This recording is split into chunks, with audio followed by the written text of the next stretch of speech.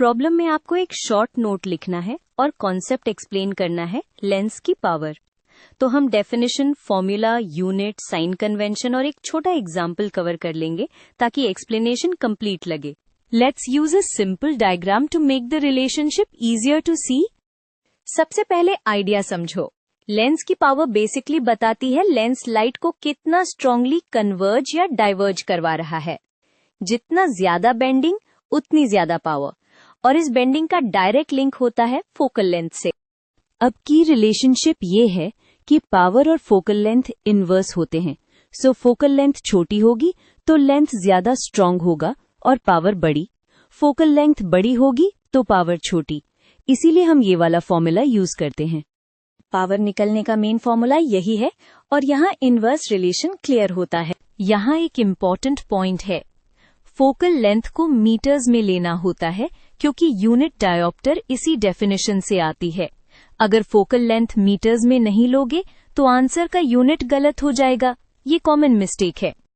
Dioptre का मतलब पर मीटर होता है, इसीलिए फोकल लेंथ मीटर्स में चाहिए। अब साइन कन्वेंशन समझो क्योंकि यही कॉन्सेप्ट को कंप्लीट बनाता है। कॉन्वेक्स लेंस लाइट को कन्वर्ज करता है तो उसका फोकल लेंथ पॉजिटिव होता है और पावर भी positive.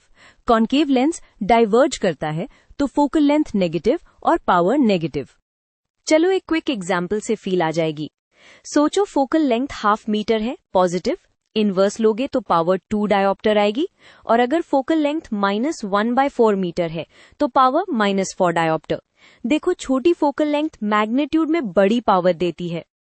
Last useful point, specially optics questions में, अगर दो थिन लेंसेज कांटेक्ट में हो तो कॉम्बाइंड इफेक्ट ऐड हो जाता है। इसका रीजन ये है कि टोटल कन्वर्जेंस या डाइवर्जेंस स्ट्रेंथ इफेक्टिवली सूम होती है। इससे कॉम्बिनेशन प्रॉब्लम्स बहुत फास्ट हो जाती हैं।